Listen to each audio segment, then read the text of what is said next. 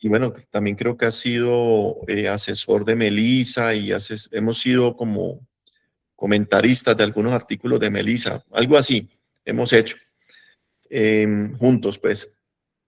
Entonces, nada, pues yo feliz de que estés acá, muchas gracias y si podés de pronto decir un par de palabritas de tu formación, de tu especialidad, que me parecería muy bacano que todo el mundo conociera. Entonces, muchas gracias. Bueno, no. Muchas gracias, Álvaro, por la invitación. Yo soy ingeniero electrónico de formación, pero por cosas del destino terminé en el área de sistemas antes incluso de graduarme. Empecé programando PLCs hace mucho tiempo y luego en una compañía de software, entonces me fui por el área de ingeniería de software y luego estuve de director de IT del CID, de Centro de Investigación para el Desarrollo, y estuve después interesado en la academia. Me gustaba mucho dictar clase, dicté clase primero en la Universidad Nacional y decidí irme por ese mundo y explorar una maestría, y en la maestría me propusieron trabajar hace ya muchos años en modelos. No se llamaba ni siquiera el área Machine Learning, sino tenía más el nombre de minería de datos para detección de fallas en unas turbinas de viento con unas personas de Alemania. No teníamos ni siquiera esas turbinas de viento aquí en Colombia y sí me puse a trabajar en eso con ellos. Recuerdo tanto esa anécdota en mi test de maestría y luego eh, me llamó mucho la atención. Soy un amante de lógica en general como área de matemática y me fui a trabajar con la profesora Olga Mariño de la Universidad de los Andes en web semántica, en grafos de conocimiento. De hecho, nunca trabajé hasta mi doctorado finalmente en NLP.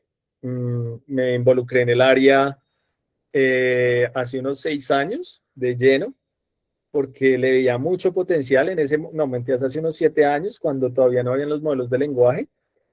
Y pues creo que fue una apuesta acertada. Fue una apuesta muy acertada, sobre todo también pensando en mi carrera docente, porque pues es el área que está moviendo ahorita pues toda la inteligencia artificial. De hecho, de eso quiero contarles un poquito. Y es el tema finalmente un poco de mi presentación. Si encuentro acá cómo finalmente compartir. Ah, sí, no soy de las personas que usan muy frecuentemente eh, Meet. Meet, sí. Creo que toca así. ¿Ahí están viendo? Sí, Sí. listo. Bueno, la charla se titula de NLP a agentes cooperativos. Es un poquito contarles que todo el boom de agentes que hay actualmente eh, en gran parte se debe finalmente al avance del área de procesamiento del lenguaje natural. Les voy a contar como los hitos y yo los llamo como los ingredientes de una receta que permitieron el nivel de agentes que hoy se tiene. Y les voy a contar también una investigación que estamos haciendo con los profesores Nicanor Quijano y con Luis Felipe Giraldo, que tenían un financiamiento de parcial de Google en agentes que son cooperativos. Digamos que es una investigación muy interesante que estamos realizando en saber si estos agentes que son mediados por modelos de lenguaje finalmente están o son susceptibles de cooperar en situaciones o dilemas que tienen un contexto o características sociales. Y bueno, esa es la agenda finalmente de la presentación. Y creo que puedo iniciar, ¿cierto, Álvaro? Sí. Sí, dale, gracias. Sí. Bueno, entonces, pues yo creo que todos ustedes están al tanto de la potencialidad de los. Desde el 2017 se planteó la arquitectura que hoy domina, que es el Transformer, en un paper que es Attention All You Need, pero solo hasta el 2020 y realmente hasta el 2000, diría yo, 22, se hizo masivo al público en general con ChatGPT. Ya existían los modelos de lenguaje hace más de 25 años, sino que no funcionaban tan bien y nadie se había atrevido, no había tenido nadie la osadía de liberarlos de forma masiva al mundo como lo hizo OpenAI. pero ya existían. Esto no es algo que apareció de la nada.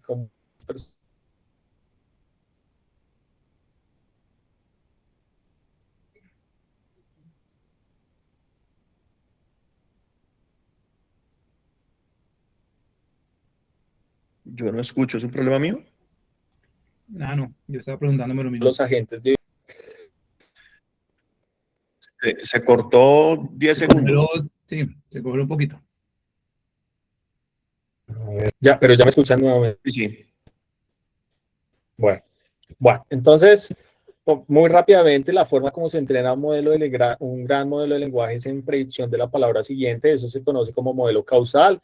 Entonces, pues, por ejemplo, el modelo predice la siguiente y genera una distribución de probabilidad sobre el vocabulario, que es todas las posibles palabras o tokens que existen o que se modelan para el problema.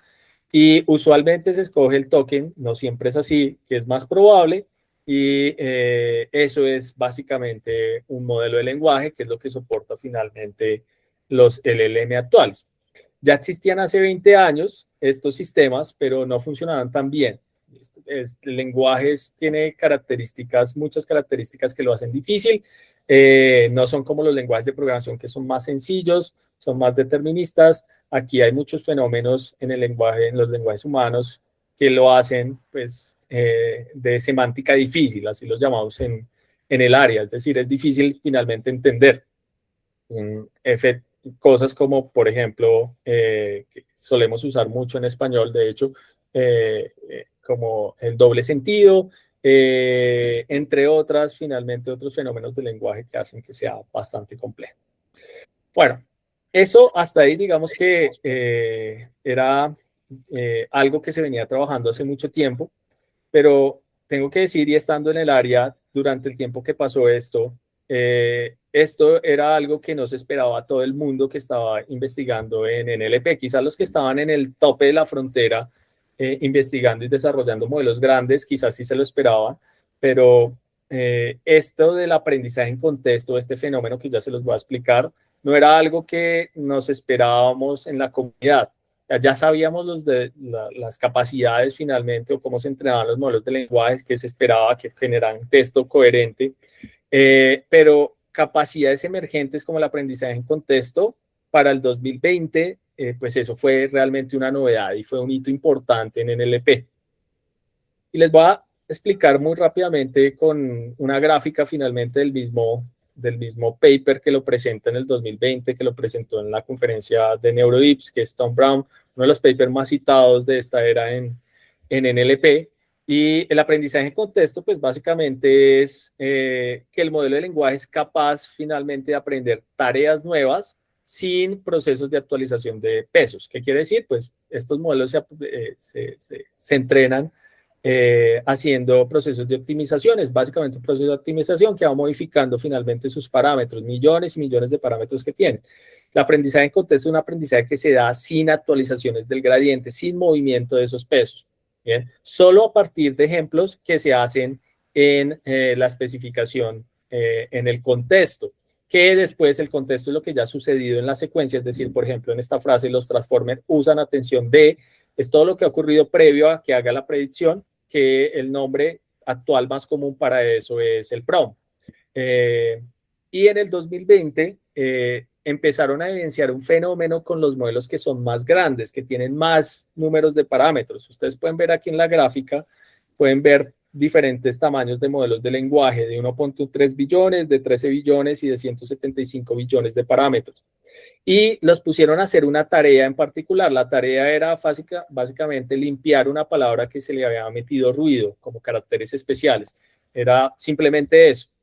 Y esa tarea específica, pues en ese proceso de entrenamiento no fue vista por el modelo en el proceso de entrenamiento. Es decir, no necesariamente la aprendió en el proceso de entrenamiento. Simplemente se le especificó la tarea en el contexto, en su prompt, y se puso a evaluar diferentes modelos de lenguaje.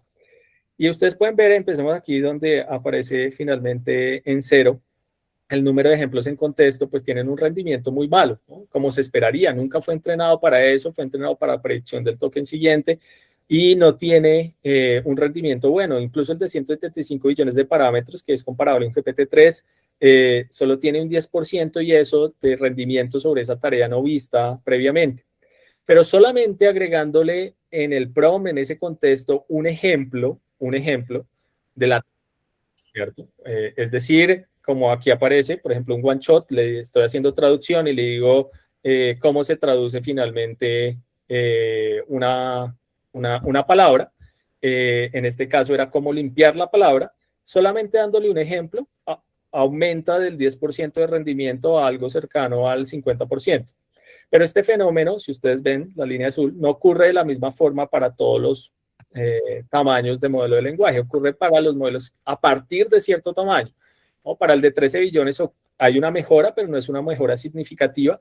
Pero para el de 175 billones de parámetros es una mejora de casi 40 puntos porcentuales.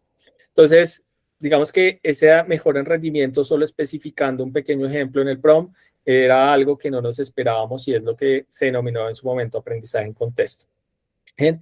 Y esta es la primera componente, digamos, de esa receta que les quiero explicar. Esto es necesario para las capacidades agénticas, ¿listo? Entonces, este es el primer elemento, si lo queremos ver de esa forma. A partir de ese paper 2020, y si ustedes recuerdan 2021, 22, incluso hasta el 23, se empieza a ver un fenómeno mundial que es la ingeniería de prompts. Bueno, ejemplos y puedo agregar palabras específicas que mejoran el rendimiento sustancialmente sin tener que entrenar el modelo, pues enfoquémonos en buscar esas palabras específicas para hacer que el rendimiento del modelo crezca, ¿no? Y para mí eso era, afortunadamente eso ha caído un montón porque ya no se necesita, pues era como un mago, magia negra ahí poniendo palabras para ver cuál palabra le aumentaba un punto porcentual finalmente en el rendimiento de la tarea particular. Y así hubo una época oscura, yo diría, del procesamiento del lenguaje natural. Dentro de eso, sin embargo, hay algo positivo y es que nació una técnica que es el otro ingrediente que se necesita para los agentes hoy en día y es algo que se denominó cadena de pensamiento. No estoy tan de acuerdo en el nombre, pero ese es el nombre que le dieron finalmente a la estrategia. Y la estrategia en sí es extremadamente sencilla. Dice, bueno, si usted tiene un problema complejo y quiere que lo resuelva un modelo de lenguaje, pues especifique los pasos para resolver la tarea. De ejemplos del mismo proceso de pensamiento que usted realiza cuando lo soluciona como humano y al darle esa información, pues lo que va a hacer el modelo de lenguaje es tratar de imitar ese mismo proceso, llamémoslo también razonamiento de pensamiento. O sea que ustedes ven, por ejemplo, una pregunta que requiere un razonamiento matemático. Roger tiene 5 bolas de tenis, él compró 2 cajas que cada una tiene 3 bolas de tenis y le pregunta cuántas bolas de tenis tiene en total. Le doy la respuesta correcta y si solamente le doy la respuesta correcta sin el proceso finalmente de pensamiento que hay detrás y quizás de razonamiento para llegar a la respuesta correcta, pues en una siguiente iteración con una pregunta no vista que es muy similar, que requiere un razonamiento muy similar, no va a llegar a la respuesta que esperamos. Pero si le incluimos finalmente información de ese proceso de razonamiento, lo que se dieron cuenta es que tiene una alta probabilidad o mejora mucho, y ya vamos a ver los resultados, mejora mucho la probabilidad que llegue finalmente a la respuesta correcta. Yo en vez de cadena de pensamiento lo veo más como finalmente hacer verboso procesos de pensamiento intermedio.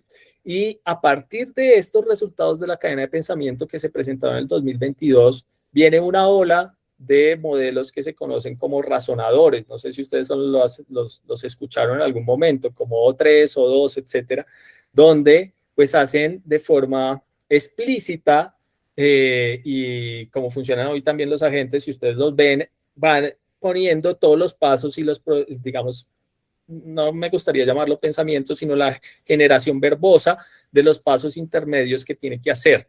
¿Listo? A eso se le ha llamado de forma quizás no correcta pensamiento, pero simplemente es un proceso generativo de esos pasos intermedios que hay que hacer. Y de hecho hay varias historias porque los primeros que propusieron eso, pues fueron OpenAI y Meta más o menos al tiempo, y ellos pues acusaron finalmente a otras empresas de que utilizaban esas trazas de razonamiento para el entrenamiento de sus modelos después. Bueno, el caso es que la cadena de pensamiento pues, es poderosa porque dio lugar a modelos que son de tipo o se conocen en el área como modelos razonadores. Algo interesante también que ocurrió y que es una evolución finalmente de esa cadena de pensamiento que se abreva COD, es algo que se conoce como el Zero Shot Code. Y es, pues, yo no necesito, y se dieron cuenta también, y me parece interesante eso, que no es necesario explicar al detalle, sino solamente agregando una frase, como vamos a empezar paso a paso, pues ya hace o sugiere que haga esa verbosidad de los pasos que tiene que hacer para llegar a una solución. Y solamente agregando esa frase dentro del contexto, los modelos de lenguaje mejoraron.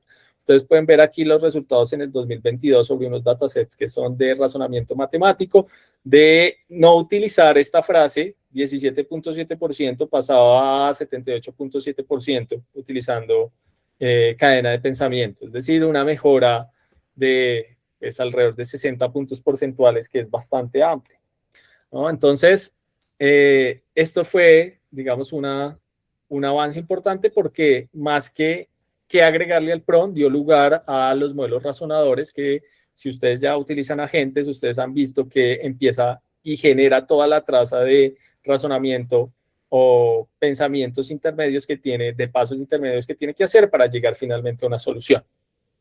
Este sería el segundo ingrediente sumado finalmente al aprendizaje en contexto. Bueno, un tercer ingrediente es que los agentes necesitan algún tipo de memoria, ¿no? Y esa memoria también viene de avances en procesamiento de lenguaje natural. Se me olvidó decir esto también, la cadena de pensamiento fue presentado finalmente en una conferencia de NeuroIPS y en ACL también se presentó. Y bueno, pasando ya al problema de cómo le agrego memoria a los modelos de lenguaje, en el área de procesamiento de lenguaje natural también se llegó a una solución para eso que se conoce como RAC. Y es el enfoque moderno de recuperación de información. Es cómo yo puedo almacenar información textual en una base de datos para que sea consumida por un modelo de lenguaje. Realmente, acá nuevamente hay un proceso de marketing importante, esto ya se venía investigando hace muchísimos años y se llama recuperación de información. Las bases incluso actuales ya soportaban antes del boom de los modelos de lenguaje, ya soportaban texto y soportaban incluso vectores.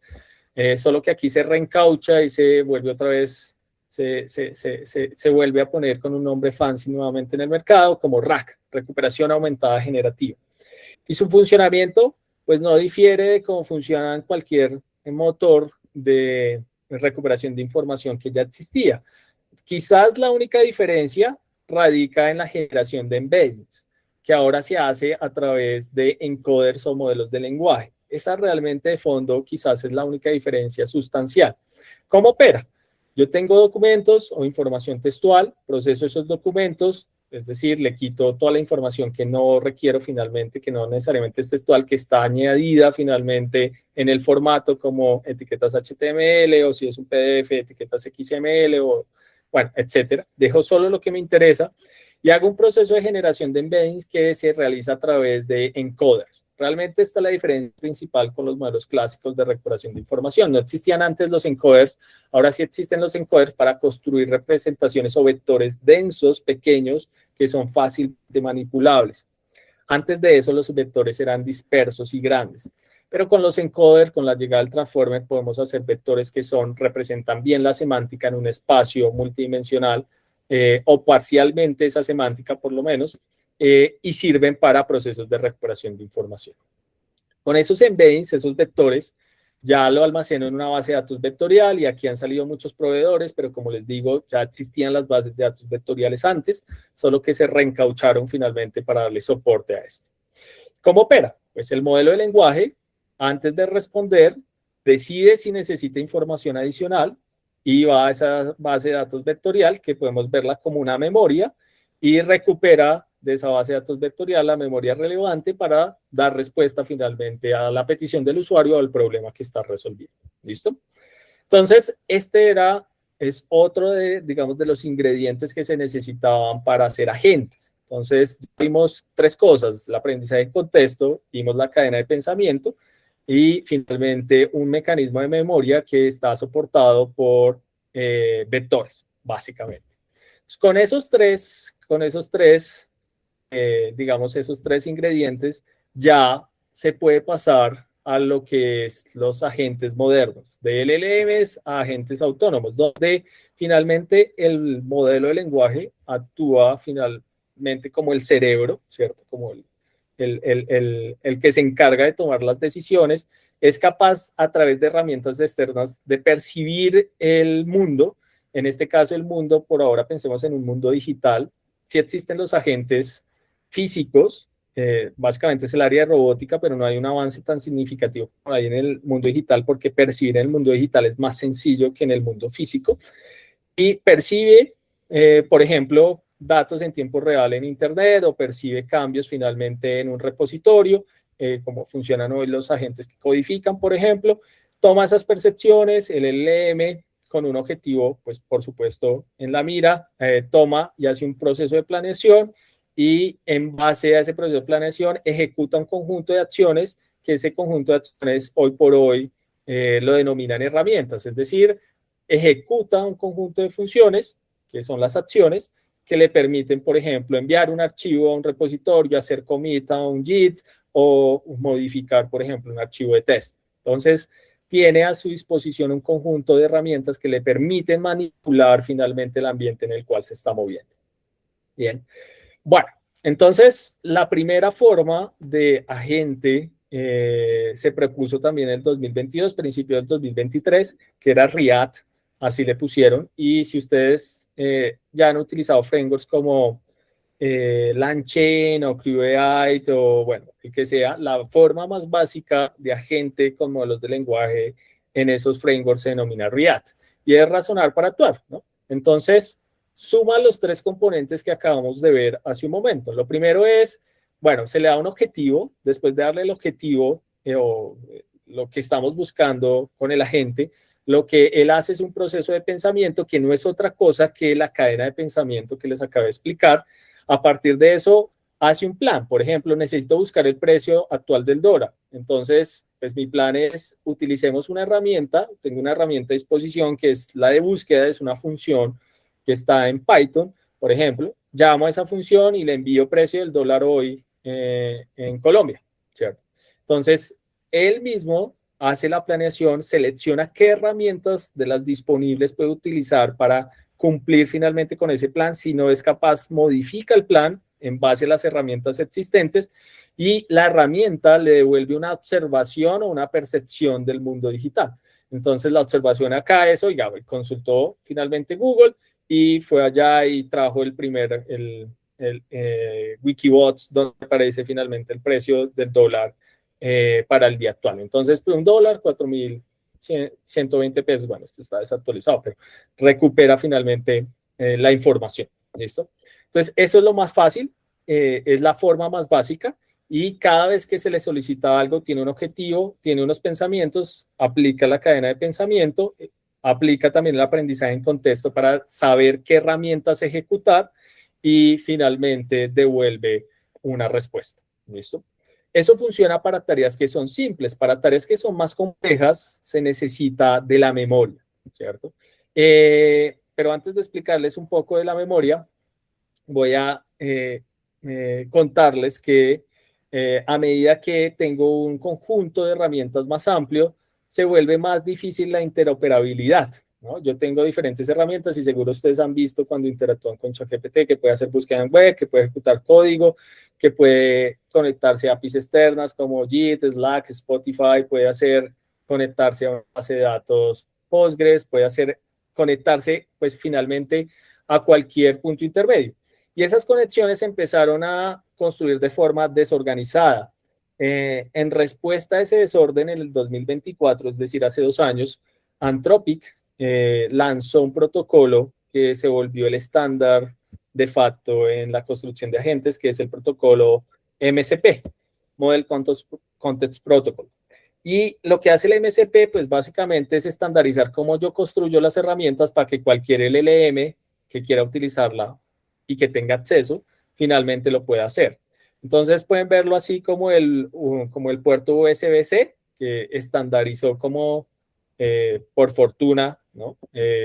Como desde un dispositivo móvil, por ejemplo, a un computador o cómo lo cargo, ¿cierto? Afortunadamente ya son interoperables entre los diferentes proveedores porque todos adoptaron el USB-C y es un estándar finalmente para poder hacer transferencia de datos con equipos desktop, por ejemplo. Entonces, eso es lo mismo que hace el MCP, simplemente estándar la forma como yo me comunico finalmente con estas herramientas externas y es un protocolo que importa porque eso también le da la capacidad que si yo construyo una herramienta, cualquier otro agente, otro LLM que quiera utilizarla, pues lo puedo hacer. Si seguí finalmente este protocolo sin hacer mayores cambios finalmente.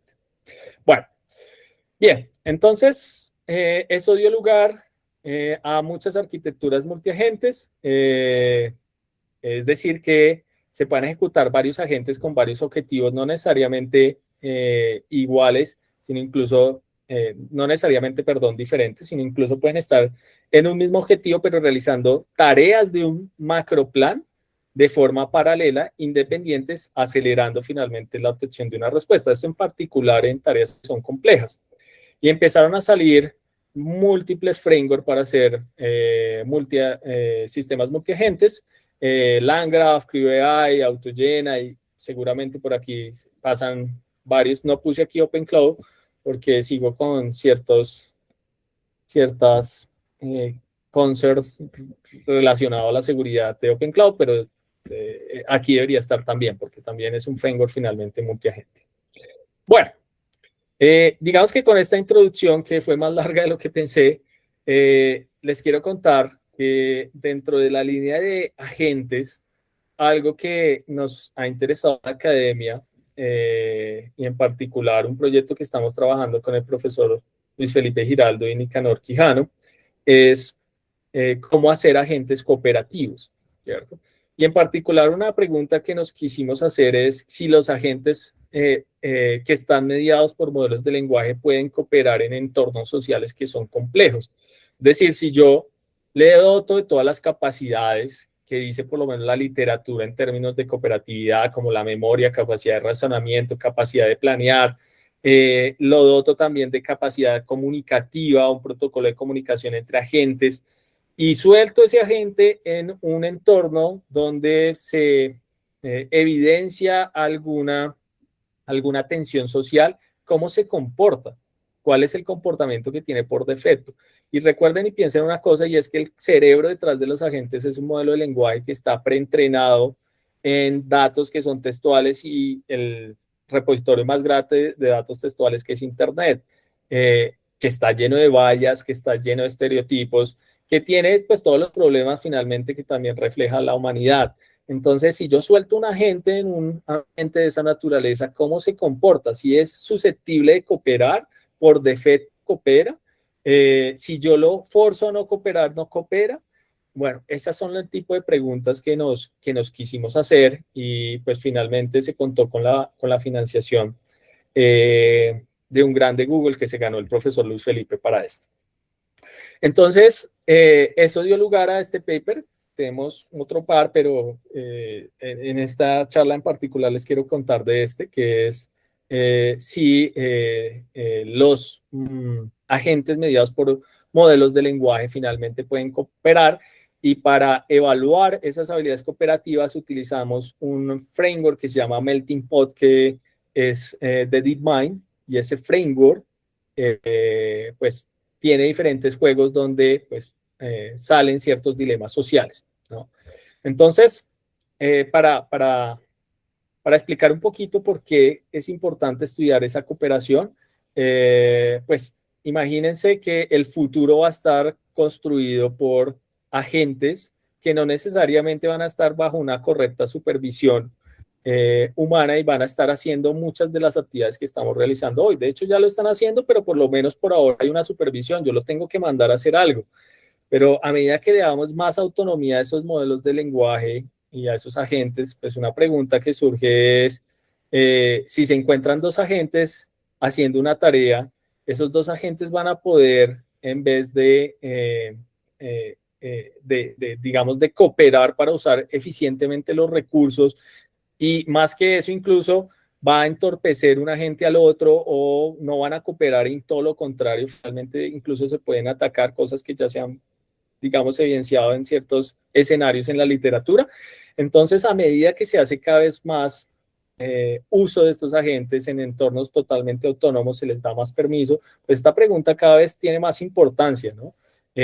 Pueden cooperar, pueden llegar a acuerdos, pueden finalmente establecer líneas de trabajo sin que intervenga finalmente el humano. Esa es una pregunta, pues, que si bien este trabajo no responde, pues es el futuro y hacia allá estamos tendiendo, pues la investigación está tendiendo hacia allá, a tratar de responder de una forma más macro. Entonces, para eso, pues utilizamos Melting Pots. Ya les voy a explicar. Melting Pots son unos juegos donde hay diferentes agentes. Por ejemplo, aquí hay uno que se llama el Common Harvest, donde hay diferentes árboles con manzanitas, los que estoy señalando acá con el mouse. Y pues el objetivo finalmente es que los agentes pues ganan puntos a medida que van comiendo manzanas, pero esas manzanas tienen una tasa de vuelven otra vez y aparecen, vuelven otra vez y aparecen, vuelven otra vez y aparecen, y si se las comen demasiado rápido, pues el problema es que pues finalmente desaparecen todas las manzanas y se acaba el juego y todos quedaron con o el tiempo de vida del juego es muy corto y no alcanzan a obtener suficientes puntos. Entonces el objetivo es que se las coman con moderación, que les dé tiempo para que renazcan las manzanas y finalmente pues que tenga un horizonte de vida al juego lo más grande posible. Bueno, también en este mismo escenario hay unos agentes que llamémoslos maliciosos, que son estos que tienen cositos negritos, que su política es una política que fue construida con algoritmos clásicos de Reinforcement Learning, es simplemente maximizar su beneficio y se está comiendo a cada ratico las manzanas. Y es por eso que los agentes están equipados con digamos, una función de ataque que mata finalmente a los otros, puede matar a cualquier otro agente si está en el rango finalmente disparo. ¿Listo? Entonces, eso es, digamos que uno de esos escenarios. También trabajamos otro que es muy interesante, donde pues hay finalmente unos hongos, y hay unos hongos que le dan puntos a todos, hay otros hongos que solo le dan puntos al recolector del color del hongo en particular. Si es el agente rojo, pues los hongos rojos solo les dan puntos a ese agente. Hay un color en particular que es el verde, que le da puntos a todos, y hay uno que es el azul, que le da a todos menos al que lo recolecta. Entonces ahí uno puede ver finalmente un dilema, y es si se priorizan los hongos colectivos, digamos los que le dan puntos de forma colectiva, versus los propios que solo le dan puntos a sí mismos. Y otro de los escenarios es el escenario de coins, y ahí en coins pues básicamente es recoger monedas. Si la moneda es del color de la gente, le da un +1, y si es de otro color, pues le quita -2 al color de la gente de la moneda que recolectó. ¿Listo? Entonces, en ese escenario, en el de coins, el dilema es la reciprocidad. Es mirar, si yo solo cojo de los míos, pues voy a ganar y no le hago daño al otro. Pero pues, también, sin ser explícito dentro del escenario, si cojo los otros, le voy a quitar punto al otro, y si acabara finalmente el juego, yo tendría más puntos. Bueno, bien. Entonces, algo que se me olvidó explicar. Rubén, una pregunta. Ahí hay 3 como juegos de interacción. ¿Yo cómo sé cuál es el benchmark de cooperación versus un benchmark de no cooperativo, pero que pareciera cooperación? Mejor dicho, Sí, aquí los agentes podrían estar pareciendo que no cooperaran, pero en el fondo haciendo lo que más les brinda utilidad, es lo que se observa, pero pareciera que, pues, que hubiera alguna cooperación. Bueno, hay un tema subjetivo, y es la definición de cooperación, que era precisamente algo que se me olvidó explicar hace un momento. La definición de cooperación pues no es estándar, y usualmente cuando uno tiene un agente tiene que definirle un objetivo, y ese objetivo, como bien lo decís Álvaro, es de utilidad.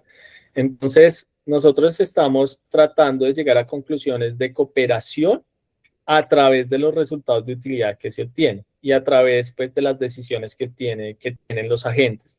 Y ahorita les muestro un poco los resultados. No hay una línea base que es cooperativo o no es cooperativo, pero sí hay una línea base de cómo maximizar la utilidad o el agente que ha dado más utilidad. Por ejemplo, acá sí cooperan en el Common Harvest. Cooperar es que no se coman todas las manzanas, sino que esperen finalmente a que renazcan. Si está por acabarse el árbol, no se coman la última manzana, básicamente. El horizonte de juego es mayor y por lo tanto el promedio de todos los agentes que están en el juego es más alto en relación a la utilidad de todos los agentes. Sin embargo, pues efectivamente, digamos que solamente es una apreciación a partir de cosas que no podemos medir directamente. Es una interpretación de eso no es cooperativo en base, pues, de hecho, en base a los principios de Dafoe-Dahl, que es el que nos basamos como principio teórico. Bueno, no sé si respondí parcialmente tu No, pregunta. no, está súper bien. Sospecho que el benchmark entonces es como optimalidad social, donde todos cooperan y se alcanza lo mejor posible desde el punto de vista de la sociedad. Sí, aquí pues al ser los jueguitos, es que el horizonte de vida sea el más largo posible del juego. Pero ya vamos a ver que hubo unos hallazgos bien interesantes que les quiero comentar, sorprendentes, que tienen que ver también con la naturaleza de los modelos de lenguaje. Bueno, me va a saltar un poquito aquí la arquitectura que nosotros diseñamos. Nuevamente, para que esto sea justo, tenemos que darle los mecanismos a la gente para que pueda hacer un proceso de percepción, de planificación, que haya reflexión y que tome decisiones, ¿cierto? Entonces, construimos unos módulos, que es la arquitectura que aparece acá, que le permite en cada paso del juego, más de una vez lo voy a mostrar acá. Por ejemplo, aquí está Juan. Supongan que Juan es mi agente en el LM. Lo primero es que les diseñamos un mecanismo para, recuerden que los modelos de lenguaje operan es en texto, entonces le pasamos en texto las percepciones del ambiente. Él no procesa directamente la imagen, sino que pasamos el campo de observación que tiene Juan a un texto que lo representa lo más fielmente posible. Incluso esto puede mejorar más, ¿no? Entonces le decimos que, por ejemplo, que Laura está en la posición X y Y su Y, le decimos que se acabó de comer una manzana, le decimos que Pedro está fuera del árbol y le damos todas las observaciones en su campo de visión.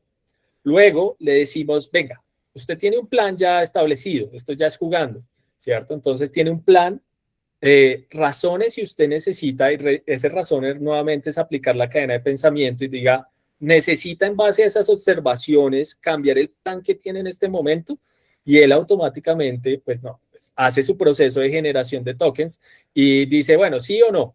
Bien, sí necesito cambiar el plan. Si necesita cambiar el plan, lo cambia acorde a finalmente esos procesos de reflexión y después le decimos genere una acción que puede ser básicamente un movimiento, vaya y cómase una manzana, vaya ataque a Pedro, vaya ataque a Laura, o quédese ahí, o vaya a una posición XY.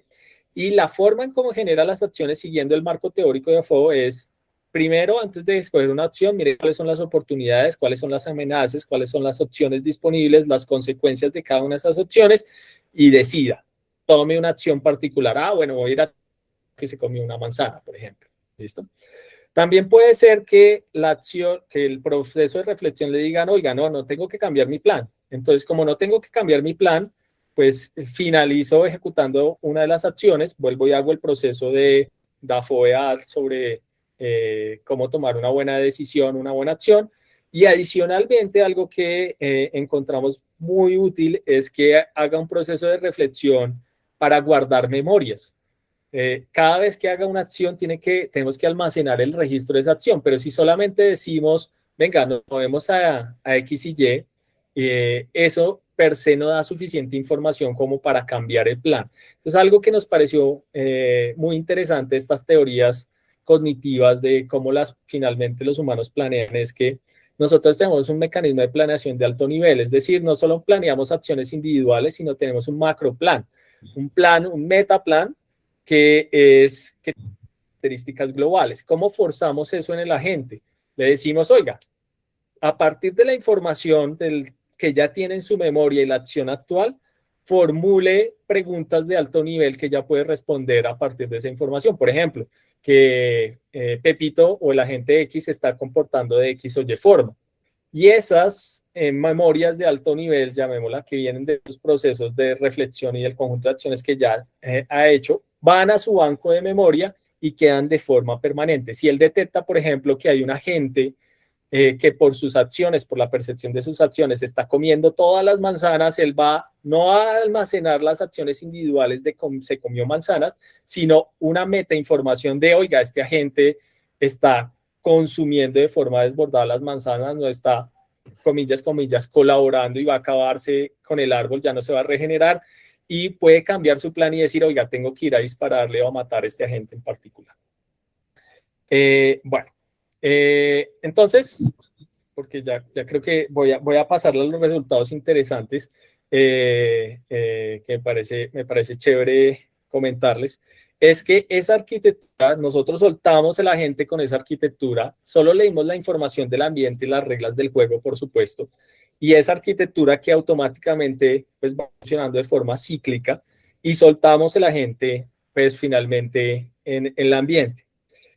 Y encontramos que sin la arquitectura que nosotros planteamos, pues en la mayoría de los escenarios y en la mayoría de los casos funciona mejor con la arquitectura que nosotros propusimos, que está basada, digamos, en esa teoría cognitiva.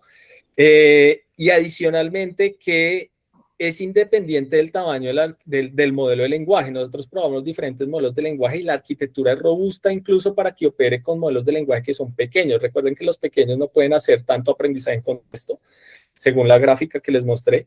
Y con esta arquitectura se libera un poquito esa presión de tener modelos que son estado del arte y que son muy grandes. Y viene todo el boom después de esto, precisamente a la par con esta investigación de los modelos de lenguaje pequeños que seguramente ustedes la han escuchado. Entonces, logramos resultados con esta arquitectura similares a los que tendría un modelo grande y adicionalmente son susceptibles a cooperar. Adelantar aquí un poquito. Te iba a preguntar, Rubén, ¿qué significa mejor rendimiento? ¿Más cerca al benchmark eficiente o de... Sí, mejor rendimiento en términos del tiempo de duración de línea de vida del juego. Y eso finalmente, cada vez que comen una manzana, aumenta el reward per cápita, el promedio de todos los agentes. Entonces, como dura más el juego, porque no están acabándose o consumiéndose todas las manzanas, el promedio de todos los agentes es mayor. Entonces, al final la línea de tiempo se alarga, entonces pueden comer más lento, pero por más tiempo, más manzanas, y al final de forma individual y de forma, la media de la población tiene más, finalmente consumen más manzanas que si no tuvieran, pues finalmente eso no quiere decir que finalmente sean más cooperativos, lo que quiere decir es que son susceptibles a cooperar y tuvieron un entendimiento de las consecuencias de sus acciones. Aunque estaba establecido en las reglas del juego que se desaparecen, el objetivo que se les dio es, pues, tenga la mayor alta puntuación. Y, pues, al principio, si uno está en un juego, pues, y comerse las manzanas es lo que da más alta puntuación, pues me las como todas, ¿cierto? Y ya tengo la más alta puntuación. De alguna forma, hubieron mecanismos donde finalmente consideraron la desaparición de los árboles en la línea de tiempo de vida del juego y consideraron eso para no comérselas, no comerse finalmente la última manzana para que no se desaparezca finalmente el árbol. Entonces, bueno, entonces hay una paradoja del agente cooperativo. Ahí, digamos que lo soltamos y esos fueron los resultados. Tuvo un horizonte de vida más largo que los agentes que fueron entrenados con RL. Pero cuando le agregamos dentro de su especificación que sea cooperativo, le fue peor. Y la razón de que le fue peor es que los LLM se equiparan cooperar con no atacar. Y ahí es donde viene cosas interesantes que suceden con estos modelos de lenguaje, porque recuerden que operan es prediciendo tokens. Y los tokens de cooperar y no atacar en el espacio, con todo su preentrenamiento, y esto pasaba con los modelos de lenguaje que nosotros hicimos en su espacio, son semánticamente muy similares, aunque no necesariamente lo son, y nosotros entendemos en el mundo pues, que cooperar y no atacar no necesariamente es lo mismo. Pero en el espacio semántico que manejan los modelos de lenguaje, los tokens de cooperar y atacar estaban muy cercanos. Entonces, cuando les decíamos explícitamente coopere, lo que hacían era no atacar, y al no atacar, un bot que estaba consumiendo finalmente de forma desmedida las manzanas nunca iban finalmente a frenarlo o a parar. ¿Listo? Y ese es el tipo de cosas que, pues, esos tipos de fenómenos que pueden ocurrir cuando uno utiliza modelos de lenguaje para agentes, ¿no? El significado finalmente se puede tergiversar y no necesariamente va en pro del objetivo. También hicimos un experimento donde le dijimos sea egoísta, a ver qué significaba finalmente ser egoísta. Entonces, hicimos el mismo proceso y efectivamente cuando era egoísta, él iba y consumía de forma desbordada las manzanas y pues no duraba finalmente el episodio, se acortaba finalmente muy rápidamente.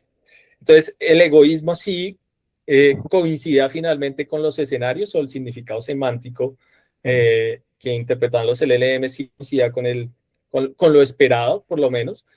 Y vimos otro fenómeno interesante y es que cuando los agentes recibieron en ese proceso de observaciones información de que había un agente que era egoísta, o sea, dentro de su reflexión dijeron, Pedro se está comiendo y acabó ya con 2 árboles, por ejemplo, el 86% de los ataques, de todos los ataques del juego, se dirigían específicamente a él.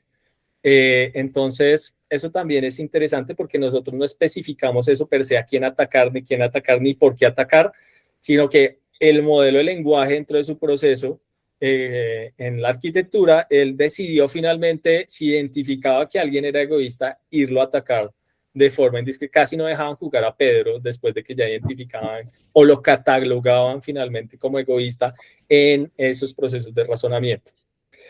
Bueno, pero sí. yo tengo o sea, de pronto una bestialidad, pero digamos, yo no encuentro convincente todavía el argumento de que cooperan, porque en un juego repetido con agentes egoístas es posible implementar una solución eficiente si se repite el juego muchas veces y los agentes no dejan de ser egoístas, son tremendamente egoístas, solo que se dan cuenta que si ellos pareciera que cooperaran, si ellos siguen cierto tipo de estrategias, van a conseguir algo mejor para todos. Ahora, justamente esas estrategias que ellos utilizan están basadas en la posibilidad de castigar al que no las cumpla. Y, o sea, tiene como unos elementos muy parecidos. No sé si estoy diciendo una bestialidad, pero si alguien no cumple, es decir, si alguien se sale de la estrategia en un juego repetido, lo que sucede es que todos los demás lo castigan de la forma más fuerte posible. Sí, diga, a ver, yo trato de responder al cuestionamiento de la siguiente forma. Dentro de las capacidades cooperativas, lo que mencionas es lo que se conoce como compromiso de instituciones, cuando, digamos, uno puede entrenar a un agente de forma clásica para que construya acuerdos o que llegue a acuerdos que se cumplen, digamos, entre los agentes.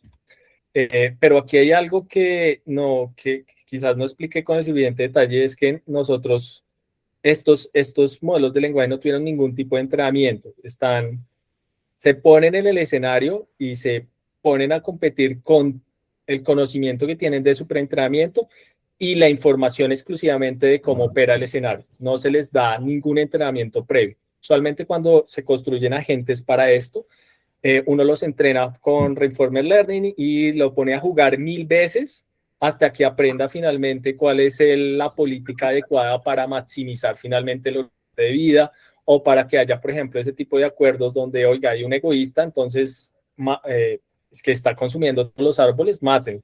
Pero requiere muchas rondas de entrenamiento y estar o jugar muchas veces el juego, embarrarla hasta que llega finalmente la política. Estos experimentos nosotros soltamos el agente sin ningún conocimiento de juegos previos. Nunca habían jugado finalmente ese juego. Lo soltamos ahí y lo sacamos. Lo volvemos a soltar y lo sacamos. Lo volvemos a soltar y lo sacamos. Y hicimos ese experimento sin conocimiento, sin haberlo jugado previamente muchas veces, para ver qué fenómenos como estos finalmente emergían. Efectivamente, yo creo que todavía no podemos llegar a conclusiones totalitarias sobre si cooperan o no cooperan, en eso estoy de acuerdo, pero sí en comportamientos que se dan en agentes que desde el punto de vista de un humano quizás no sean cooperativos o sí son cooperativos, que subyacen al funcionamiento interno del modelo de lenguaje. Por ejemplo, en relación a lo que interpreta semánticamente como cooperar o no cooperar.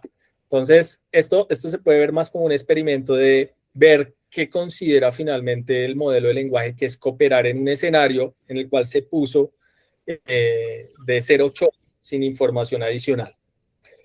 Bueno, digamos que ese era como un poco el objetivo. Para terminar, solamente Rubén ahí, decir, el hecho de que el modelo de lenguaje tiene unos pesos que han sido entrenados con información en Internet, me parece que ya pues claro, potencialmente lo predispone a que si él ha aprendido que va a jugar varias veces algo, alguien va a jugar varias veces algo, existen formas de parecer cooperativo, de que a todo el mundo le vaya bien, enfocándose en unas estrategias que son de largo plazo.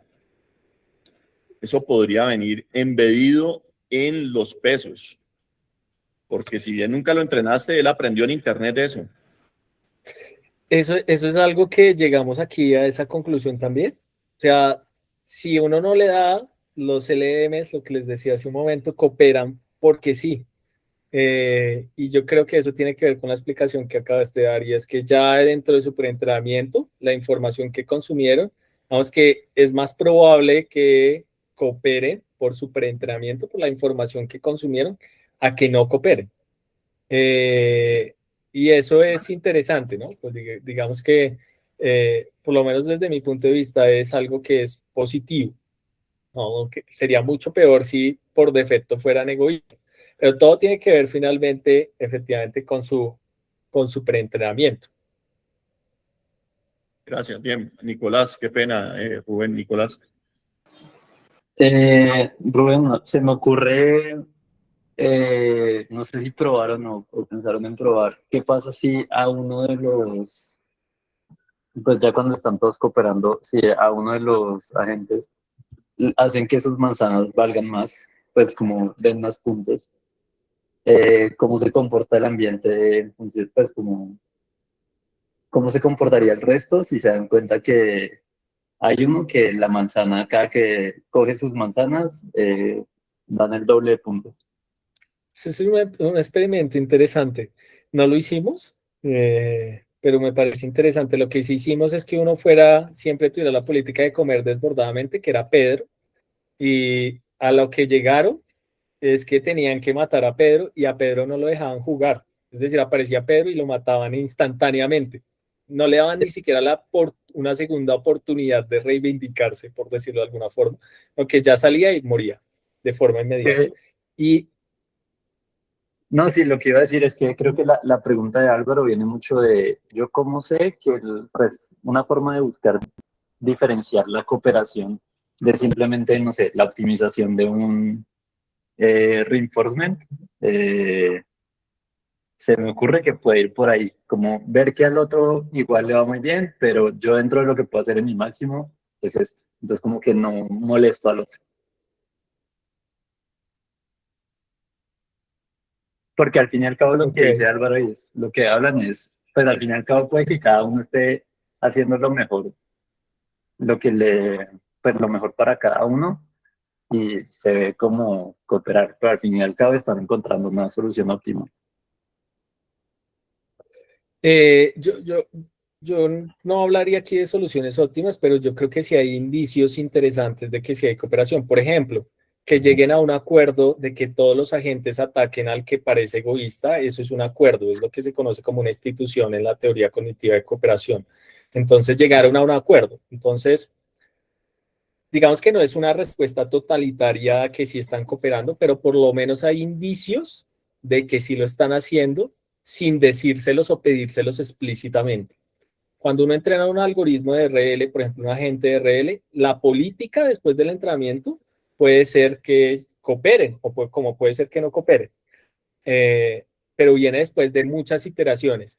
Como les digo, esto era un escenario en zero shot, es decir, por defecto, evidenciamos que tienden por lo menos hay indicios de que tienden de entrada a cooperar.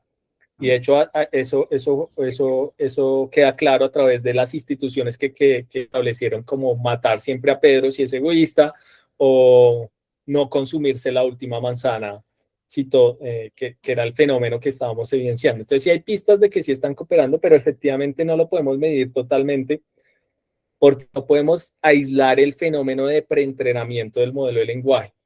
Ese fenómeno no lo podemos hacer, cosa que sí se puede hacer en RL porque uno lo entrena de cero y uno sabe con qué experimentos entrenarlo. Uno diseña los escenarios de entrenamiento. En cambio, los LLMs ya tienen un preentrenamiento que uno no conoce. Entonces, digamos que parte del ejercicio era evidenciar esas gaps que uno tiene cuando utiliza los modelos de lenguaje y cosas no esperadas que pueden ocurrir o que están ocurriendo en favor de la cooperatividad o no.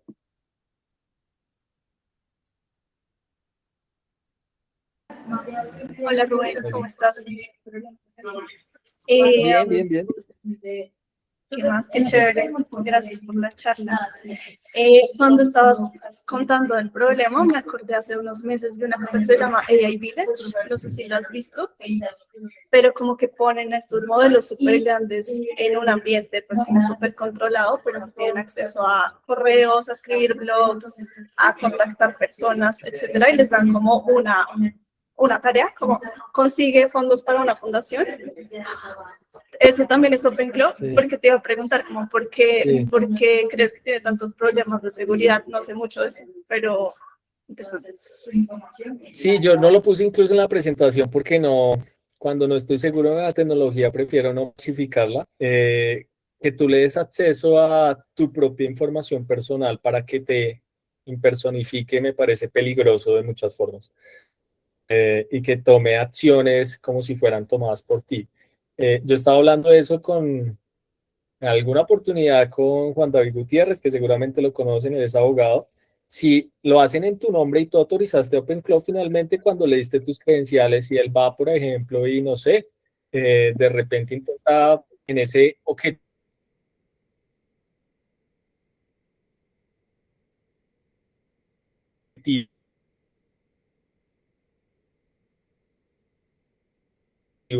per se, intenta hackear y que te impersonificara. Incluso hace poquito vi una noticia donde precisamente con OpenClaw empezó a enviar correos a partir del correo de la persona, una persona que tenía cierto reconocimiento, correos de estafa. Venga, necesito apoyo para esta cosa, por favor, consígneme acá. Como que llegó a esa conclusión en alguno de sus procesos que para poder conseguir recursos se podía hacer scams y enviarle de forma masiva, hacer phishing y utilizando el nombre de la persona y tomó esa decisión. Entonces, yo creo que es peligroso ese tipo de situaciones que las decisiones parecieran o están en nombre de una persona porque le dio autorización a sus recursos personales. Me parece muy peligroso porque las consecuencias sí son para el humano. Y entonces por eso no hay que tomar OpenClaw con mucho cuidado. Es una herramienta muy poderosa, para muchas cosas se puede utilizar, pero para darle acceso a tu correo, a tu WhatsApp, etcétera, me parece que puede llegar a ser peligroso. O sea, hay muchos ejemplos positivos, pero los ejemplos negativos son tan terroríficos que preferiría no usar. Chévere. No, y viendo como eso de AI Village, en uno de los casos ponía uno de los chatbots se inventaba como una lista de personas y duraron como días intentando contactar a la gente y perdieron un montón de recursos porque al final todo se lo había inventado con inteligencia artificial. Entonces, pues interesante. También, no Súper sé si bien. has visto también que los pusieron a negociar en mercados, es decir, a invertir en bolsa. Perdieron la mayoría pierde un montón de dinero, creo que el mejor que va ahorita es Kuwait. Y es interesante porque llegan a algo similar. Tienden a ser cooperativos, o sea, por su preentrenamiento y buscar como el beneficio, no solo de él, sino hay esa tendencia. Y sin ser una explicación totalitaria porque pierden plata, sí es uno de los fenómenos que evidenciaron y por eso, pues digamos, cuando uno invierte, uno tiene que pensar no en la empresa, sino tiene que pensar en uno, en cuánto está uno perdiendo o ganando si no la deja de vender o no. Entonces, pues eso también es un fenómeno interesante. Chévere. Álvaro dijo que había un vendaval, entonces tuvo que salir. Pero no sé si alguien más tiene preguntas. No, yo no, muy interesante, muchas gracias. Gracias, Rubén. Bueno, chao, que estén muy bien. Muchas gracias por la invitación. Hasta luego, muchas gracias. Gracias. Gracias, Rubén.